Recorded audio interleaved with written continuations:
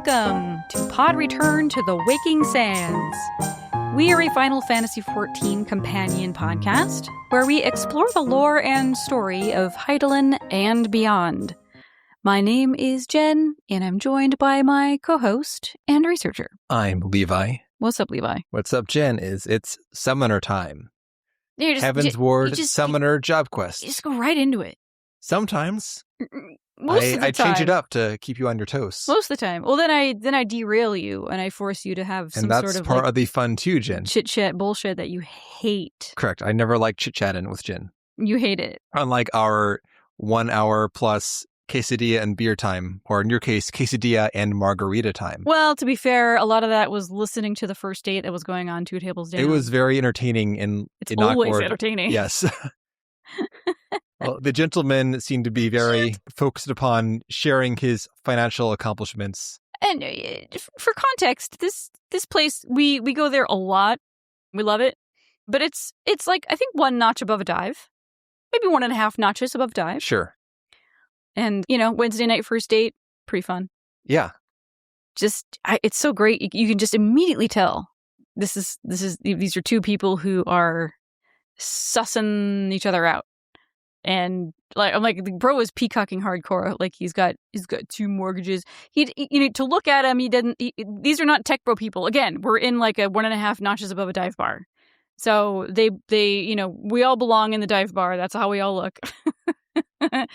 And he was just going real hard on, I work from home and I used to do the office thing like 13 hours a day, and it was like, I was like, fuck that. And so now I'm like paid like pinball at like 11 a.m. It's pretty wild, I'm pretty good with money, so I got like a couple of houses and like whatever. And it's just like, Levi leaned over and he's like, are these people on a first date? And I'm like, yeah. It became more and more apparent as time went on pretty quickly. So we had to shut up for a little bit just to kind of overhear. It's just fascinating, humans and how they behave. Well, Jen, that's how we are. There's your BS for the day. There it is. So now we're on to the summoner job quest in Heavensward. Some more BS. Wow. Tell us how you really feel, Jen. Well, that's the whole point, right? Yes, it is. This was a rough one for me, though, for real.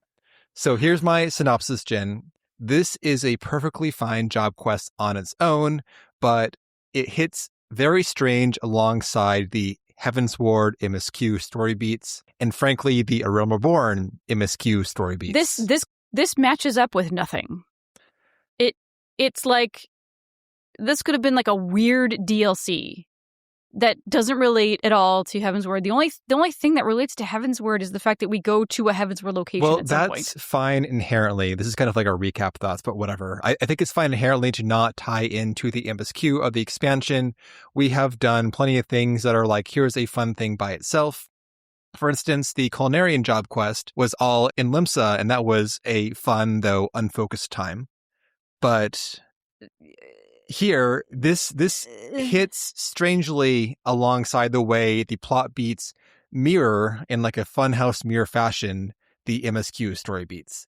That is my thesis. We will reflect upon that at the end. Sure. Jen, it's DLC. Me, it's the funhouse mirror. We will see who is right on the backside. Okay. And I think it's important to remind ourselves that as a contextual statement, at least as my kind of contextual statement here, you are meant to play the job quests as you progress through the MSQ, especially if you are maining said job. If you're coming back to like level your 5th job, whatever, but if you are maining summoner or any other job, you are supposed to level up and then do the job quest, level up some more, etc. Yeah, I still stand by my statement. I'm not getting into that, Jen. I'm just saying as a contextual thing for the way this hits alongside the MSQ. This is the intended rhythm, and you get your ability unlocks from here. So you cannot actually progress mechanically within the job without going back to the job quest person and doing the next step. Right. For better or for worse. So that is all of my qualifying statements and kind of contextualizing. Jen, mechanically, the job does not change very much within this job quest. It's still the same old rhythm. We do, however, get a few potency upgrades. Who cares?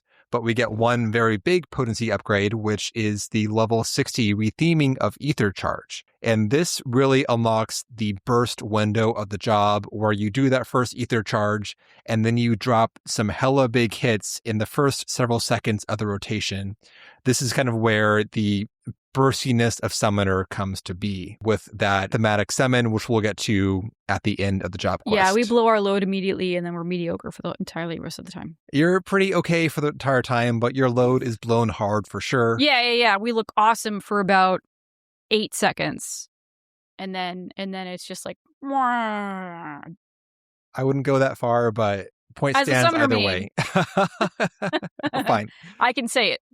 I can say these things. Whatever. I did some deep dungeoning as Summoner too in the most recent deep dungeon, and you can still get some good hits in my opinion, but you are the Summoner main, so I'm not going to mansplain to you, Jin, too hard. Nice. Yeah. Anyway, so that's the big perk of this job quest is that level 60 thing, which we'll get to. That is like the capstone story beat in this job quest even. Also, we get an AoE version of Energy Drain. That's the one that gives you the resource for the weaves, the ability weaves. Not very exciting. Great. I can single target or AoE this thing. Now we have an AoE option. That's okay. Thing. That's cool. All right. Until Summoner becomes oops, all AoEs. Pretty soon. God, I'm like, what is the single target option here? I think I can count on half of a hand. Right. So anyway, that is the mechanical progression. Not very much. But Jen, what happened last time in the Summoner story? You tell me what happened in this last Summoner story. This is your job by tradition, Jen. Well, I didn't look this up at all. I didn't prepare myself. Though As I feel like that would be tradition. cheating. Okay, great. I'm glad we agree. Oh man, I don't know. Okay. There was a guy named Tristan. True. And you know that from today's job quest. Yep. So that helped. We're dealing with Imitra Rule, which is Ystrola's sister. Yeah. She is a scholar, and she was working with the people at St. Quinox Find, unearthing some Allagan relics. They unearthed some shiz about the Allagan mage-like ability that is summoning.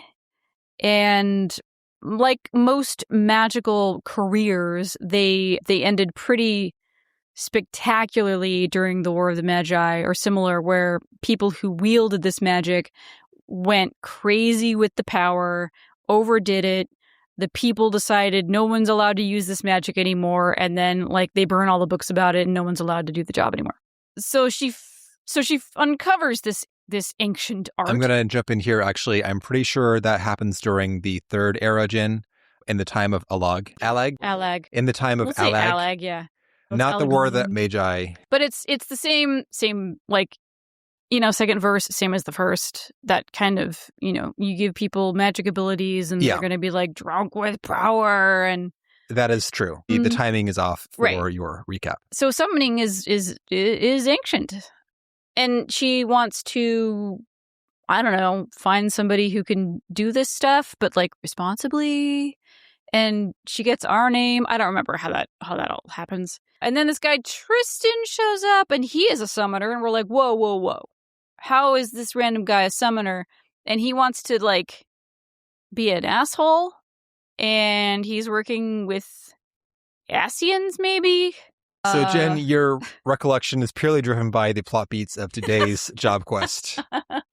Okay, well, actually, Jen, I forgot the entirety of the job quest myself, but today I listened to our episode about Summoner. Oh, so you cheated. Okay. I didn't cheat because it's not my job to recap the things. I'm going to do it anyway, though. That's what I said. So...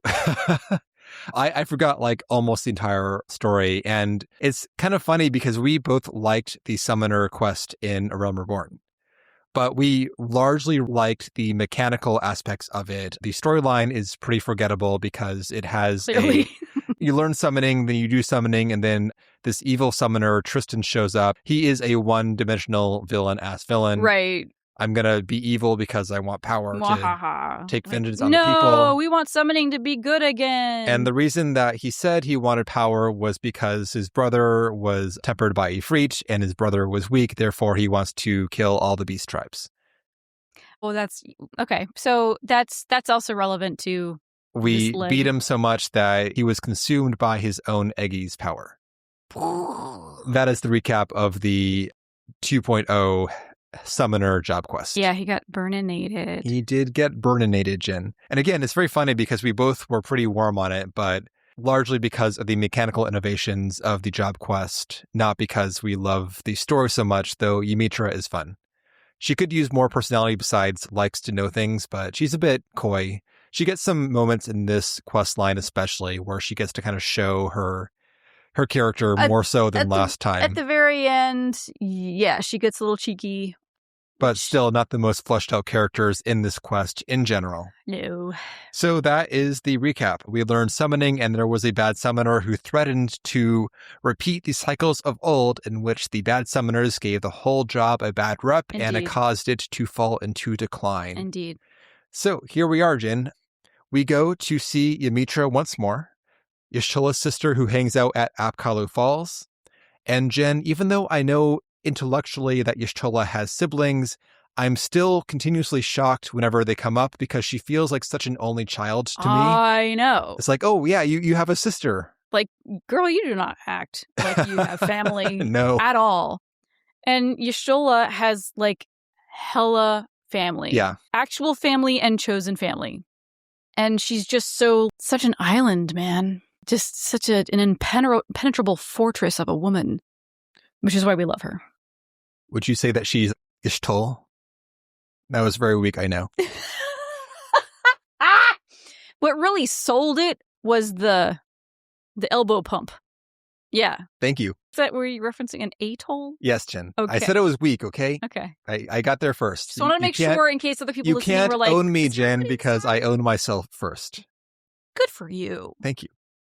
At any rate, we go see Ymitra. She remarks about our timely arrival. After she presented her findings from the A Realm Reborn job quest to her fellow scholars, they were so enthused by this that she has been promised several rare tomestones with hopefully more knowledge of the summoning arts. And it's just time to go see Rambros at St. Koinak's Find to go and pick up those tomestones. As a reminder, Rambros is the Rogadan scholar in the Sons of St. Koinak, who is the society dedicated to unearthing Allagan secrets. Allagan secrets. Goddamn, that fucks me up all the time. I don't know, man. I think I may just continue saying Allagan. I appreciate that. It feels so much better in my mouth to say Allagan. I don't like Allagan. But Allagan is it my brain trips on it every single time. Same, but it is correct. So I will keep on aspiring. I got myself retrained from Aether to Ether. Interesting. After we had a voiced confirmation, they pronounced it like Ether. Yeah. So it is possible, just habits hard to break, etc. Word. Yeah. Tataru is a great example. Exactly. Especially because of how text-heavy A Realm Reborn is. You get all these things formed in your mind for so long. Yeah, you're saying it in your head a billion times. Yeah, and then, oh, wait, voice acting, JK. So, slapping us in the face. All that aside, we head over to St. Koinak's Find. We say, what's up, Rambros?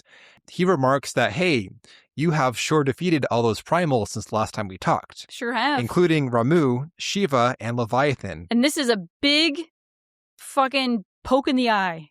It is to many summoners out there. Yeah, because you get hope. But Jen, because you fought all those summons, you must be able to summon those respective Eggies, right? 100%. By the 12, exclaims Ymitra. Of course.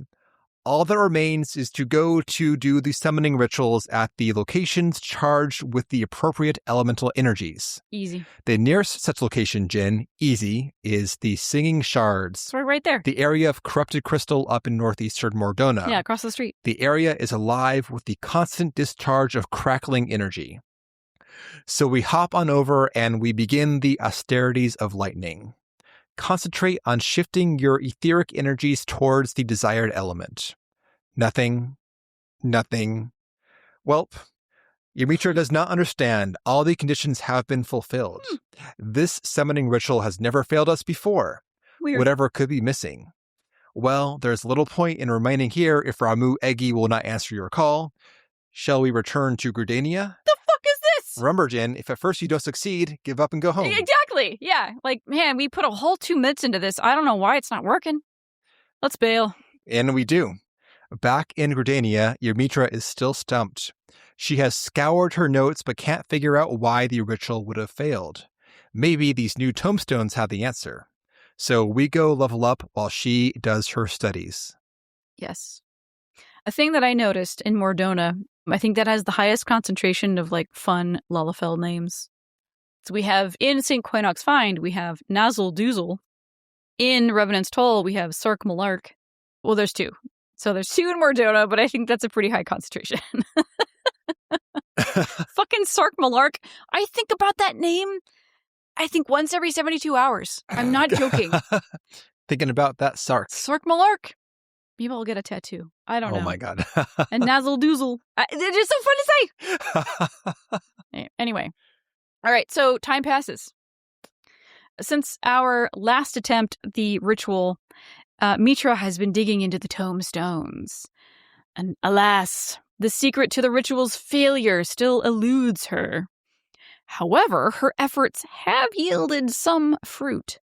A glut of new incantations, one of which looks simple enough for us to master right away. But before she can continue, a Rogadan gentleman walks up. Gentleman? A gentleman. This guy is hardcore. He's a gentleman. He's very polite. You know, not just anybody can become He's an polite. immortal It's flame. true, but he does not have the gentlemanly look, Jen. That's so Cast your mind back to last racist. episode. This is a defined aesthetic. It's not about your race, Jen. It's about your demeanor. Oh my God. Okay. Before she can continue, a Rogadan dude walks up. He's wearing the garb of the Immortal Flames. They did a great job with this guy's look. He looks very intimidating. When he shows up, you're like, oh shit. He's got a face. Yeah, he is actually very nice, but he shows up and you're like, okay, this guy gonna start some shit. Ooh. Also, he comes in very hard too. He's got this like very weathered looking craggy face. He has this shaggy, dusty black hair. He looks like he's gonna start some shit. Yeah. And you are on edge. He looks so imposing in that uniform. It feels like it bulks him out nicely. 100%. He doesn't have any headgear on. No. Which also speaks to maybe his level of maverickness. You know, he's a lone wolf within the Immortal Flames. So so it kind of puts you on edge in another way. He asks, "You are the leaders of the research effort on summoning magics, yes?" And he introduces himself as Captain Dancing Wolf. Mitra asks him what interest the Immortal Flames have. Flaves? The Immortal Flame of Flaves! Mitra asks him what interest the Immortal Flames have with summoning. I did it. They're not so much interested in summoning as they are in one summoner in particular. One who goes by the name of Tristan. Mitra's reaction to Tristan's name confirms her familiarity, and Dancing Wolf presses her for any information she has on his whereabouts. We tell him what we know up until we saw him consumed by flame. Dancing Wolf then asks if we are sure he perished. He asks because a recent attack was carried out against a merchant caravan, and the perpetrator's description matches Tristan's. If it's truly him, the Immortal Flames cannot have a former soldier of theirs running around the realm committing crimes. He must find him. Mitra says that the two of us literally sat and watched him be wholly consumed by flames. Not even a charred corpse remained. Well, that's a red flag, frankly, in this game. Yeah, No Jen, corpse, this no made proof me of death. so nervous. This was such a forgettable villain, and literally forgettable by both of us. Yes, I'm like, is he back? Utterly one-dimensional. In our account of his death, it was not that he was consumed by flame. It flashed so bright, you couldn't see where he went from, the burst of energy from his eggy. Never a good sign. So, exactly, perfect fucking trope-esque round for, just kidding, I survived somehow. Did he or didn't he? We get our fill of recurring villains who survive these we're hurt, deaths. man. We are hurt indeed. So anyways, I was nervous here. Yes. Well, I mean, how else are we supposed to interpret that, watching a guy go up in flames? Well, we just discussed. But in-game, we're supposed to believe that he's dead. Yeah, we refuse to become genre aware in game despite witnessing this several times over. Exactly. So let's just pretend that we believe he's dead. Nevertheless, if he somehow escaped death, then we have unwittingly allowed the escape of a pawn of the Paragons, and we need to accompany Dancing Wolf on his investigation. He happily accepts and tells us to meet him at Camp Drybone, which is where the attack on the caravan took place. So the three of us, we get there and we split up. We ask around the camp what, if anything, people know, what they saw, etc.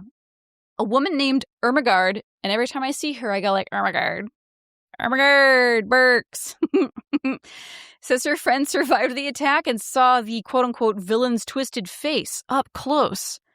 But he left the camp as soon as he recovered from his injuries. Womp womp. Another man heard that the attacker wore a robe as black as midnight. So when we regroup, Dancing Wolf confirms we have a single survivor who is currently on their way to Highbridge. So we race along the path to Highbridge, and we find our man already swarmed by Amalja. You're missing that this is doing the Camp Drybone tradition great service.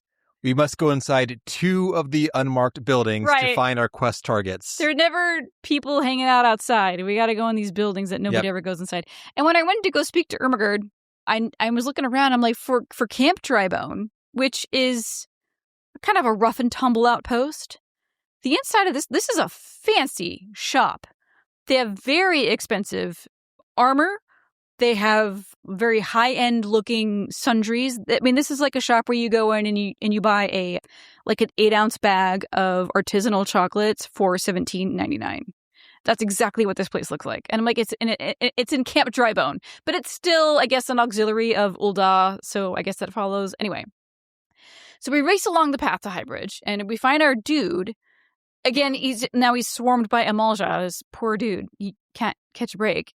So after we take care of the bandits, this was very satisfying because these little scenarios in the open world don't sync, so I could just press and button and all 3 of them are dead immediately. Yep. This feels so fucking powerful. Well, they go down fast too when you are of the proper level 2, Jin, I can report. You're not wrong. So our little merchant man, he's little because he's a lawfell, he tells us what he can about the mysterious robed man. Well, because of his deep cowl, not much of his face was visible, but he did see a lock of silvery hair. The man seemed to be of Huron stature and was accompanied by a fiery servant. At this, Imitra asks that we summon our Ifrit Eggy, and so we can confirm, and the merchant was like, yep, that's the one. Yeah, I mean, considering Tristan's affinity for primal flame, it's another clue that points at him. Well, that's all the information our merchant friend can offer us. So Dancing Wolf asks that we head back to the Hall of Flames and regroup. Do we know of Tristan's older brother, Kahedon, he asks. Well, the 2 brothers were in his unit when they were deployed to fight the primal Ifrit. The endeavor cost dozens of lives, either through death or tempering. And Kahedon suffered the latter. And seeing his brother succumb to Ifrit's thrall, Tristan volunteered for the mercy kill. Valiant, to be sure, but the guilt began to eat Tristan from the inside, and soon enough, he was a shell of his former self. Hence his mission like to destroy all the personality primals. Was a shell of its former self. Because he's boring. Jesus Christ. Thank you. As Tristan's former captain, Dancing Wolf feels it's his responsibility to find him and bring him to justice. And in the meantime, I am given the incantation Energy Siphon to practice. This is the AoE deal. Yeah. Yeah. Great. We return to find out that Tristan has struck the Nanawa mines in northern central Thanalan. So we head out to question one of the surviving miners. Once we arrive, the miner in question is severely irritated. He's already given his account to 3 different soldiers. Despite almost having been killed, he's got to get back to work and meet his quota. I've got 8 different bosses right now, Bob. Yeah. How about this? If we help him get caught up, he'll help us out.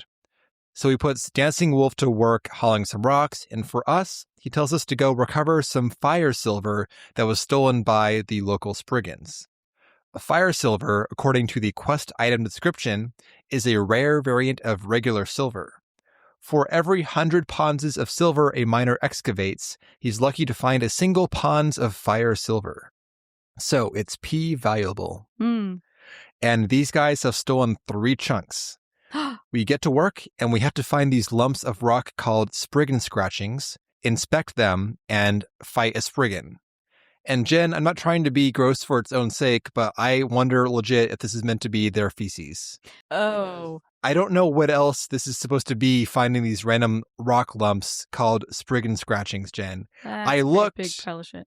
and I could not find any sort of like ecological term scratching, so I don't know what they're going for here, but this was the vibe I picked up. I'm wondering if maybe it's, they scratch at cliff walls and mine walls and such But to it's find... not cliff walls and mine walls. It is piles of rock in a clump on the ground. That's where they store them. They just put them in a pile on the ground. It's like a pigeon nest. It looks like shit. It's in the worst location, yet they do it anyway. It could be. We will never know. I had a dream last night that I found some abandoned kittens, and one of them was so fluffy, I decided to take it home with me and name it Pigeon. That's a great dream, Jen. Congrats. There was a lot We of should other all be so lucky. weird shit. That was the best thing about that dream. Cool. Well, congrats on that. Yeah, me and Zendaya, for some reason, were like hanging out. Just humor me for a second. I've been having a lot of dreams lately where I've been like enrolled in classes, and I've not been attending classes, but I'll show up randomly to class because I'm like, I gotta go to school. I can't just like not go. And according to the syllabus, today is a major day for an assignment to get turned in. And of course, I didn't do the assignment because I haven't been going to classes. So now I'm in class and I'm like, nobody knows who I am because I never show up to class, which is anti-me completely. And it's my worst nightmare because now I've got like the textbook open and I'm trying to cobble together some kind of like report about what the assignment was about, and people are trying to talk to me, and the lecture is going on, and Zendaya is right next to me and like chatting and stuff, and that's all cool and whatever. And I'm like, I got to get this assignment done so I can turn it in and not fail the class. But my textbook isn't the right one, and it's missing all sorts of information. And losing my mind, and then I don't know. Anyway. This has been the Jen's Dream Hour. It sucks. And the campus looks just like my old high school. It always looks like my old high school. And I hate it. Because it makes me think that I'm in high school. But no, these are like, college classes. Anywho. Yes, anyway, Jen. We go back to Bro, and after we've done his chores, his work for him, Dimitri's there now. The assaulted miner explains that while he was in the mines, this bloke in robes appears. Doesn't say a word, the bastard just snaps his fingers and sends his pet demon to light me mates on fire.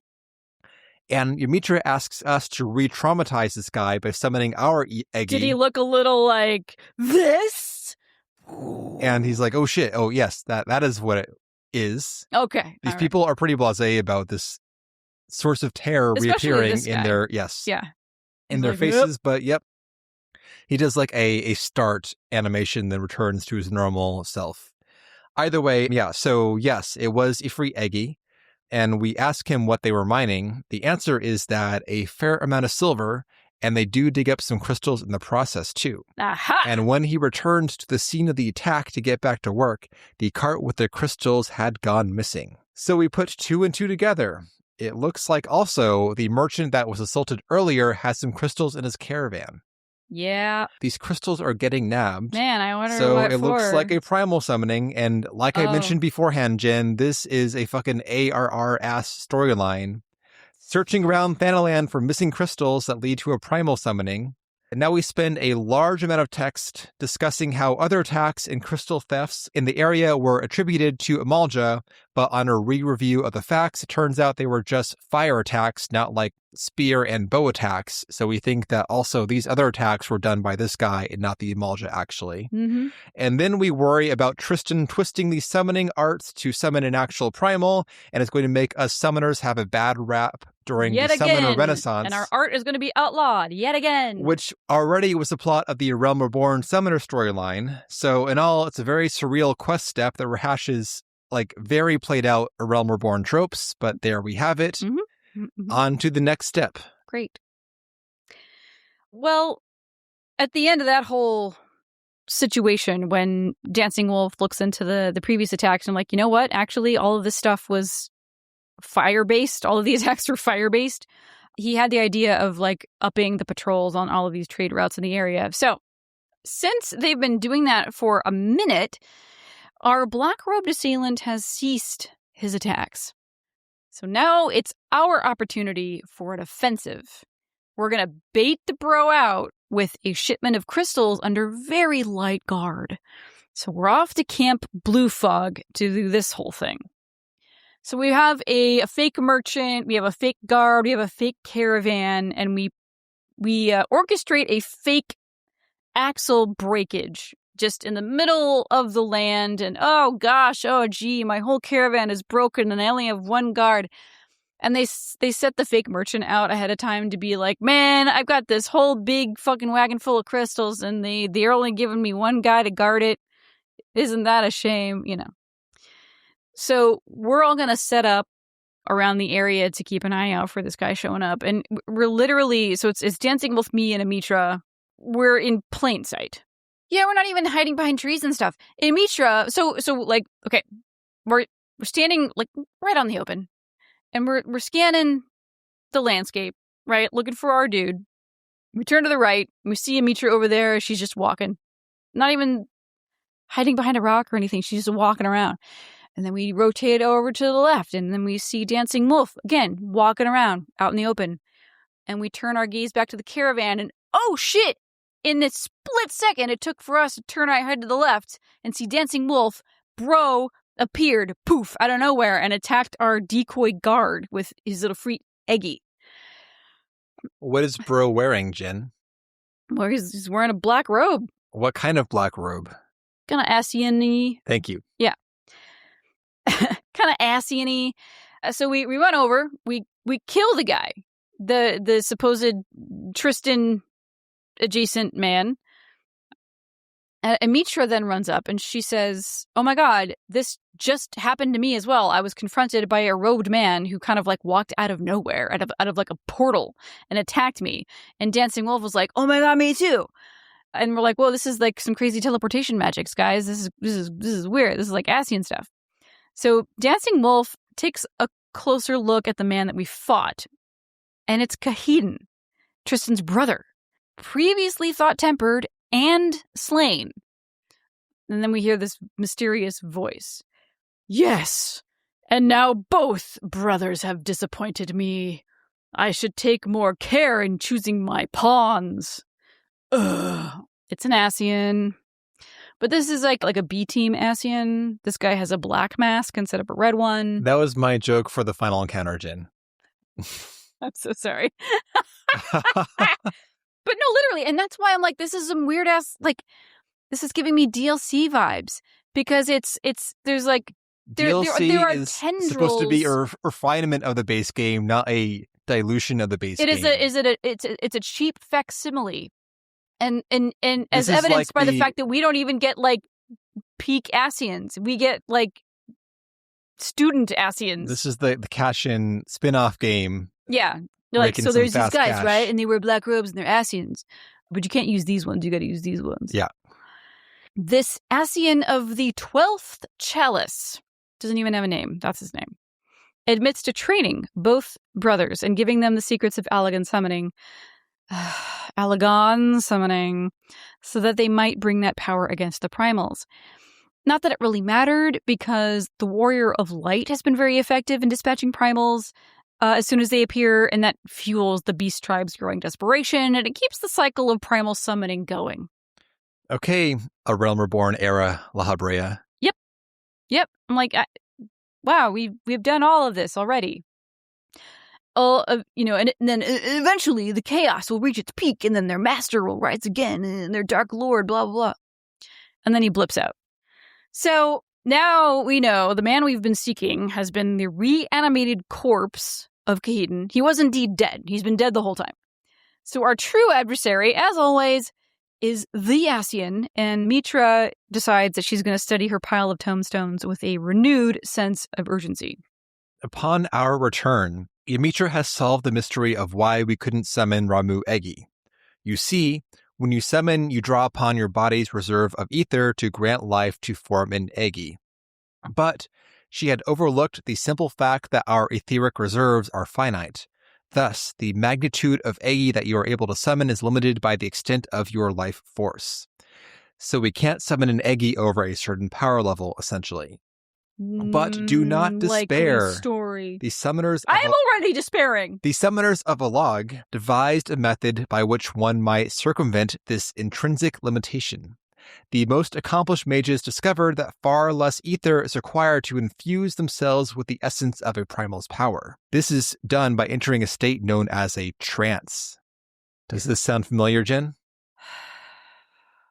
I don't know what you're getting at. Terra, Final Fantasy VI.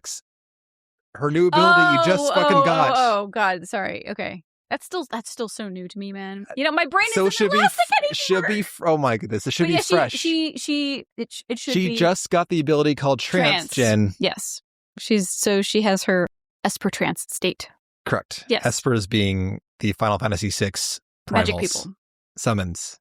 Jen's giving me weird period looks. It is literally like we see Ramu, Sylph. But they're not primals there. You can summon them. You summon these creatures. It's yes, but they're not primals. Mechanically speaking, they're not primals, but they are the Final Fantasy VI version of primals, yes. Yeah. Or espers. Only if we're going back in time. Icons. Or pick the name for a fucking summon in whatever game. I like Icon better in the context of Final Fantasy VI. Not having any concept of a Final Fantasy 14 coming in 15 years or whatever. Sure, yes. I mean, the point being is that they are that game's version of primals. I do not mean to get this far into the weeds on the matter, but I was calling out that the trance is a callback to Jin's Final Fantasy VI adventures. No, I appreciate that. Patreon.com/podreturnffxiv. Because I was like, if you're trying to tell me to... if you're trying to get me to remember about the Dreadworm trance skill that we just unlocked, we did not get that just now. Oh, that's, yeah. Spoilers. Goodness, Jen. Moogle me out. I will not. It's like in the middle of some bullshit. It's going to be hard. Do your best. Whatever. I know you will. Sometimes. All right. Anyway, Ymitra proposes that while we have the theory worked out, let's just shoot for the moon. Dalamud in particular. Nice. Thanks, Jen. Nice. Yes. And summon Bahamut. We will need a mighty summoning indeed to contend with a paragon.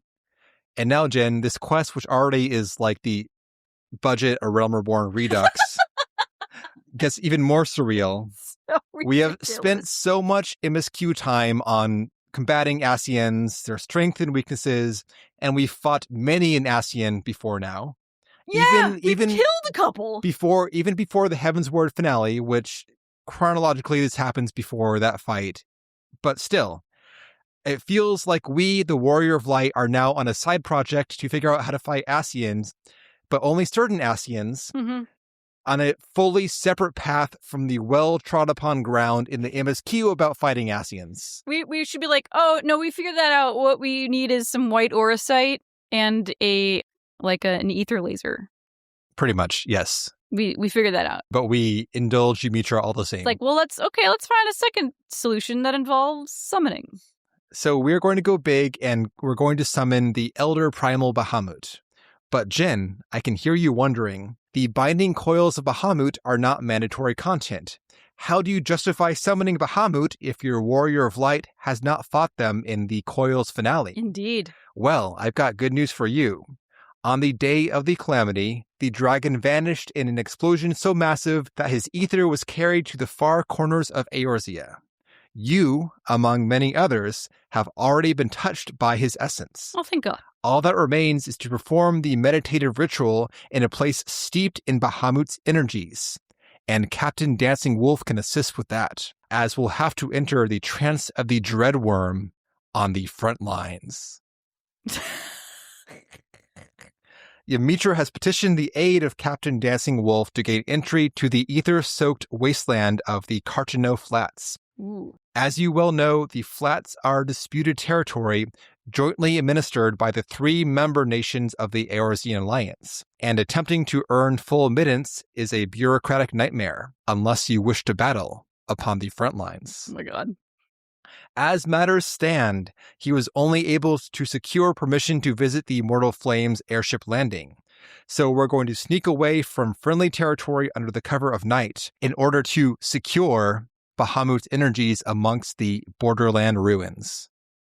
Jin does not get this joke, but I promise you his money, Because Jin. I don't PvP, and I am happy for you. And other PvPers. Thanks, Jin. And we do so. Peers.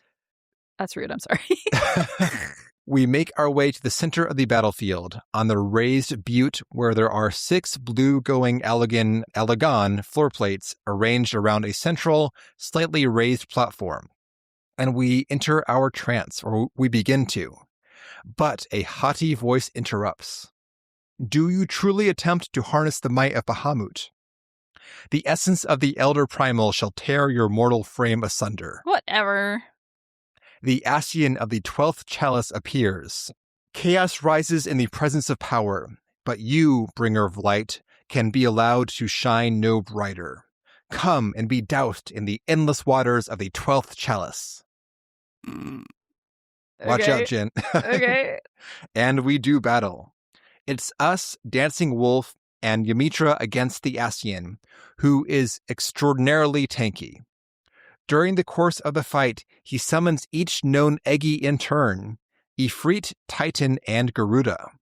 After we defeat each Eggy, we sense more of Bahamut's essence, which is a glowing clicky on one of the hexagonal Alagon platforms. While we click it, we concentrate upon Bahamut, on his flames, his essence, his wings, his claws. But Jin, you may recall there are 6 of those Alagon platforms in total, but only 3 Eggies.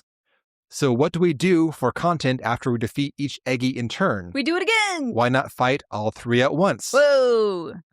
We do so, and then we focus upon Bahamut's scales. Then 3 Eggy appear again, and we defeat them, and we visualize Bahamut's fangs. Then 3 Eggy appear again, and we defeat them. Then we visualize Bahamut's roar. And do you think this is a lot of Eggy to fight? It is. This fight goes on forever, and it's the exact same mechanics the entire time. Yeah, the Eggies are not, they go down in like 2 hits, you know?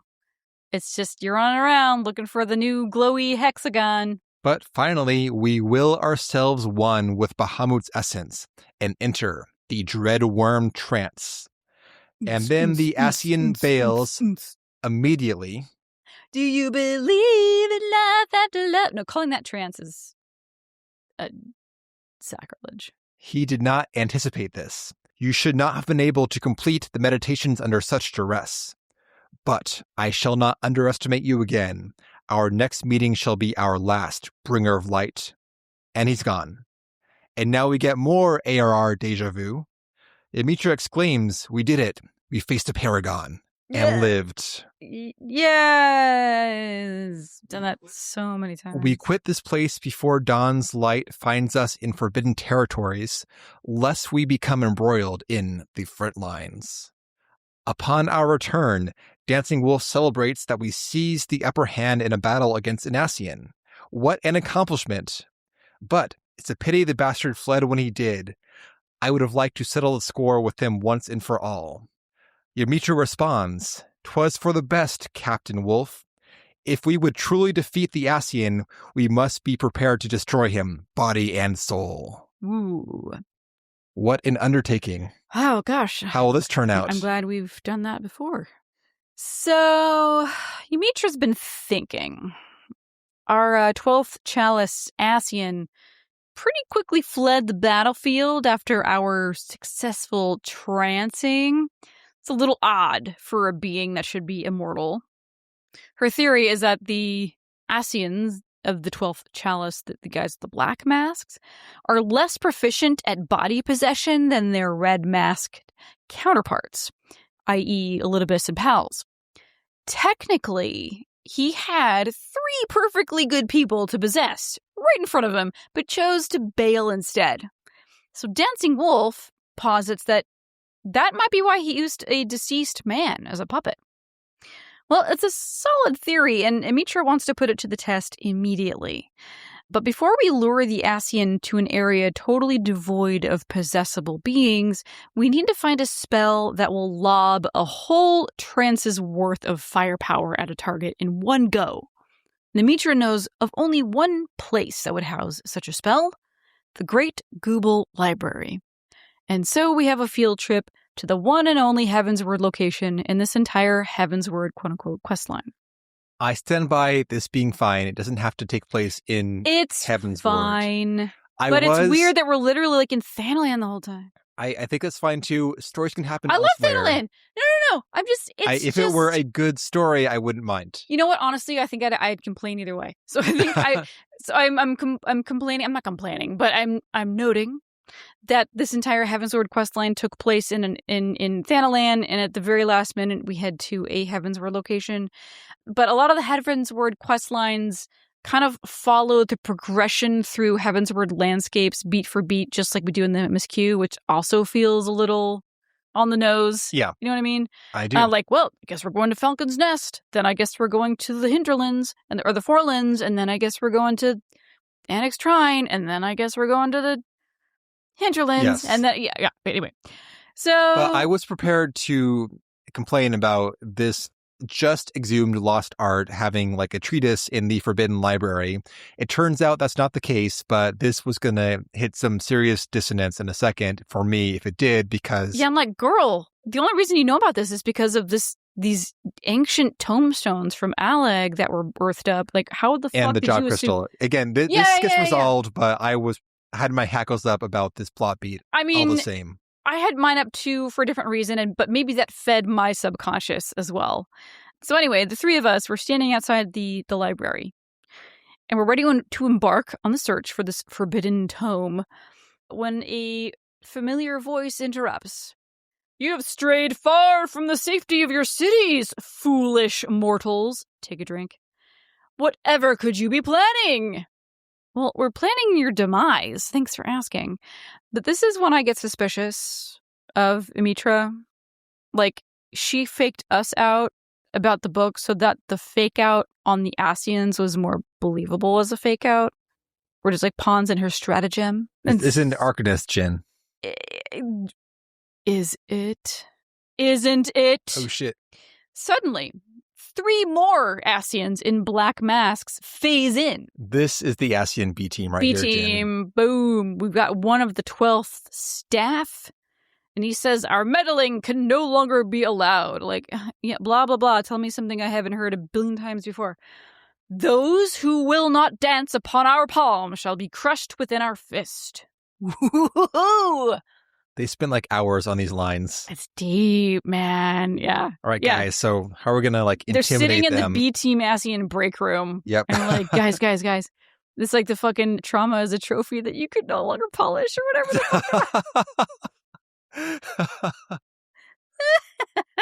fuck. This is a tangent, Jen, but do you want to talk about where that came from? Okay, so the past couple of weeks, people have noticed these billboards popping up, and billboards aren't new, and billboards not new. They're not new. News at 11. But these are billboards, and there's like 4 of them around town for a band. And we see billboards for bands every once in a while, like somebody's coming through and they're playing at the local casino or whatever. But these people spent some fucking money on a bunch of billboards, and they all popped at the same time. And it's a band that nobody had ever heard of. It's this band called Ghost in the Willow. And they had like, you know, like all this, the portrait of the band members, there's like 5 of them, and it's all in like black and white, and they're all like super like alternative looking. They're like our age, they're older people. And they spent at least 20 grand on these billboards for a show, that a $10 show at this bar.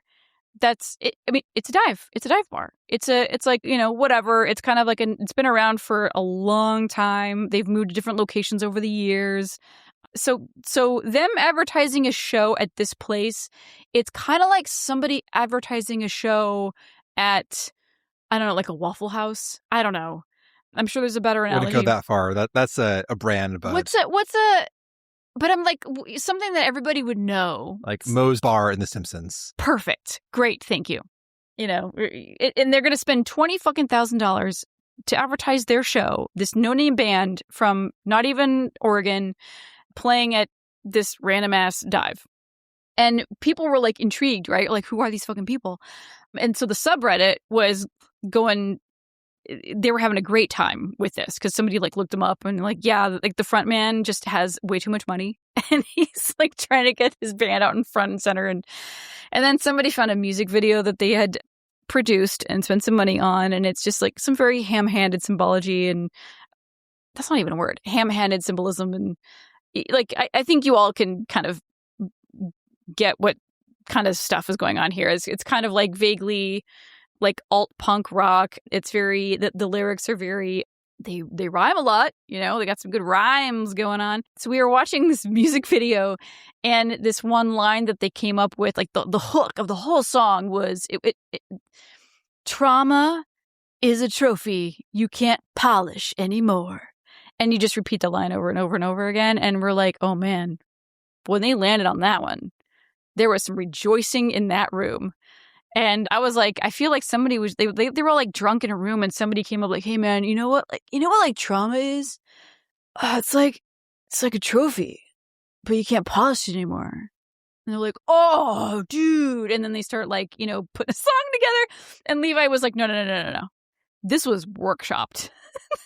These people were like dead ass sober, working it. And it was just, we were just, look, it's not bad music. It's just the confluence of all of these things, the fact that they spent a ton of money, the fact that they were performing at this particular venue, just all of these things together. I'm surprised there wasn't imagery of a red rose being dropped in the rain on the asphalt. You say that, Jen, and then afterwards. And then as soon as I said that, I was scrolling through the subreddit, and somebody posted a poster of their show, and it was literally red roses in the rain. Ah, you can't make this shit up. You can, but you're not. Oh my god! It made us so happy for a time, and so we've been looking at these billboards for weeks. And the day of the show came up, and somebody posted a thread on the subreddit, and they're like, "Happy Ghost in the Willow Day to those who celebrate," because it was the day of the show, and everybody was like, "I'm gonna fucking go! I swear." I kind of wish I went, just because it was like a community moment, man. Anyway. Is it your trauma, Jen, that you did not go? Oh, shit. Can't polish it no mo. Oh, man. I don't know, man. Like, look up the band, give their music video a few views. Anyway, yeah. So, okay. And this ASEAN B team, they're dropping their lines. Yes. How do we get... Oh, that was it. Yeah, those who will not dance upon our palm. Okay. So, just to remind everybody where we are, we're in the front of the Great Google Library, and now there's a standoff between the three of us and the ASEAN B team. So, Dancing Wolf asks if now would be a good time maybe to retreat and come back to get the tome another day. But Amitra is like, nope, it's now or never. We either fight or we die. So, we fight them all. The three buddies who showed up to help, they go down right away, like chumps.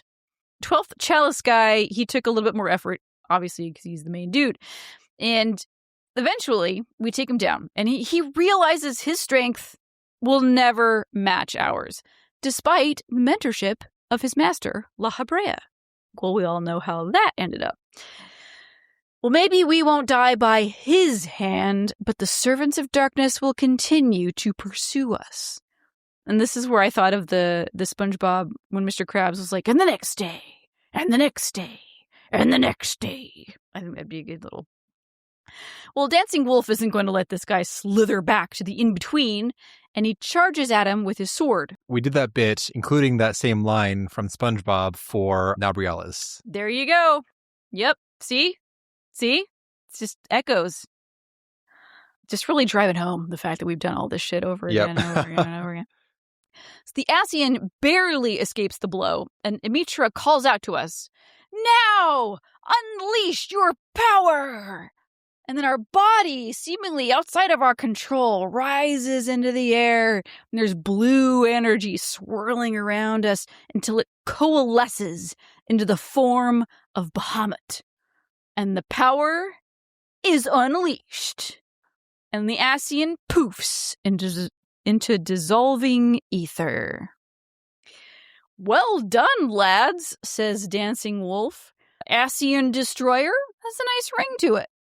And he's glad to have... Yeah, thank you for that title you just gave us just now. I mean, so this is like my fourth one, but Dancing Wolf's first, so let him have his moment. And he's also glad to have found out the fate of the two brothers, Tristan and Kahedon, and he plans to place a grave marker for Tristan next to his brothers, so his company members can pay their respects to the man he once was. It's very nice. And he bids us adieu and says maybe we'll meet again under better circumstances. And Emitra is grateful as well for our assistance. But, despite our efforts, we still don't have a clear path to halting the cycle of primal summoning. But what we can do is guard the proliferation of summoning magic to keep it out of the hands of those who would abuse its power. The end. The end. Yeah.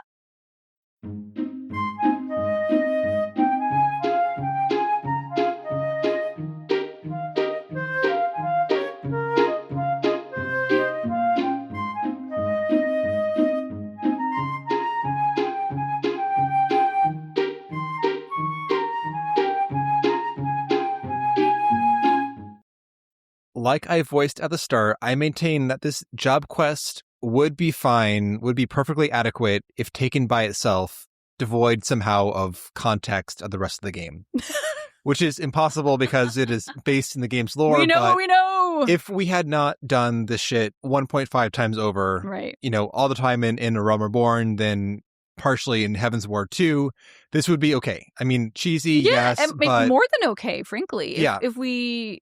Yes, in a vacuum. Or if we had done these plot beats before any of the actual A Realm Reborn storyline, fine. If we did this sequence as we're warming up to the Scions, and then oh hey, look at you killed an Ascian, you can hang with us now. Yeah, it's we should have done these guys first and then upgraded to Red Mask guys. This is a perfectly functional, fine storyline by itself. The problem being, though, it's so out of context with the actual MSQ. We've done all these things multiple times sometimes, even. Yeah, it's a fucking Robin Williams in Jumanji, what year is it moment. Or, what's his name? The guy from Watchmen. Oh, Dr. Manhattan? Yeah, the now memified sequence where he's it's 19 whatever. Right, yeah, and then 1,000 years later, it's, yeah, exactly. Yeah.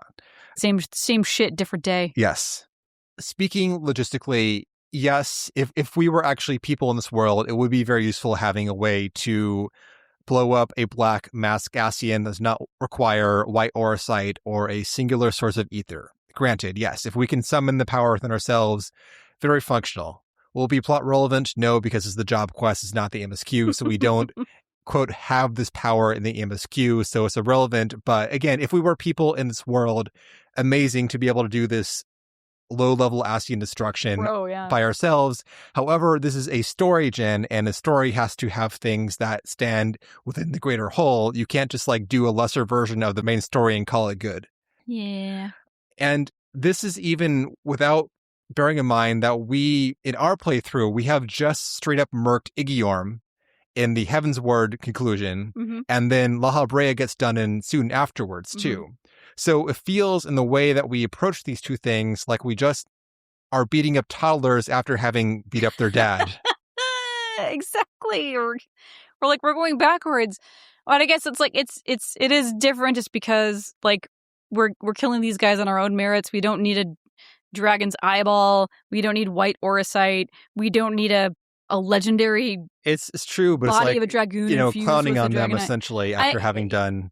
Yeah, it just What I can't say is we're regressing is what it feels. how would this hit if we had done this right before as law, as it is probably intended if you're approaching it at like the perfect pace with the MSQ. That would have been super Is impressive. this like a warm-up or is it?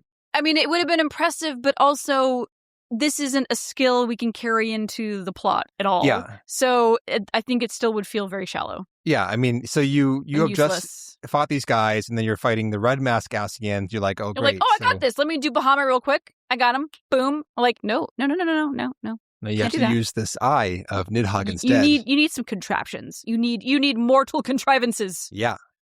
That's the summoner. I was tempted to include a discussion of the Black Mask Asians here, since they play a big role in this plotline in particular.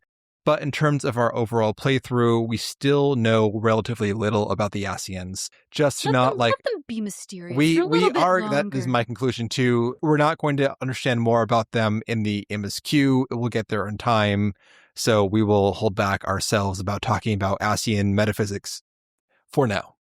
Fair. With all that said, any final thoughts, Jen? We'll miss you, Dancing Wolf. For next episode, if I just delve into my newly assembled complete Heavensward patch content schedule. If I was going to say it, if you weren't. You're welcome. We are going to talk about the Moogle Society quests next time. How's that going, Jen? It's going. Great. Slow and steady. Real slow. Well, we will see you then.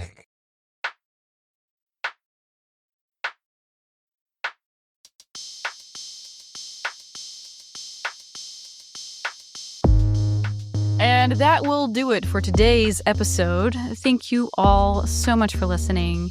And remember, Ramu is a primal you can't summon anymore. Red Rose. If you want to get in touch with us, you can at podreturnffxiv@gmail.com. We are on the Blue Sky at the same tag. Check the show notes for our Discord. You can join up, get in on some group runs, share some photos of your pets and your glams, talk about, I don't know, whatever. We'd love to have you.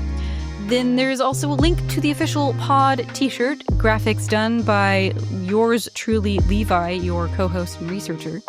And last but not least, our Patreon, patreon.com/podreturnffxiv. And for $1 or $2 a month, you get access to the other stuff that we put out, which is the seasonal events from Final Fantasy XIV. We just released an episode about Mahjong. And for $2 a month, you get access to our bonus series, Sightseeing Log. In this season, I am playing Final Fantasy VI and telling Levi all about it. And with that, we hope you enjoyed the episode.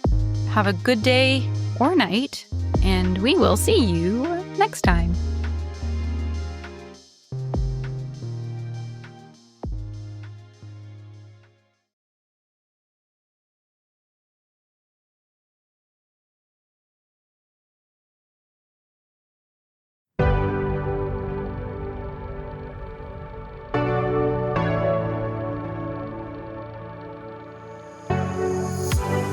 Thank you for subscribing to Dragon Facts. Did you know any Ishgardian can be a dragon if they want to be? It's true. It only takes a little sip of dragon's blood to turn them into one. Wow. I wonder if I could find some dragon's blood at Total Wine. You've been listening to Dragon Facts. Goodbye.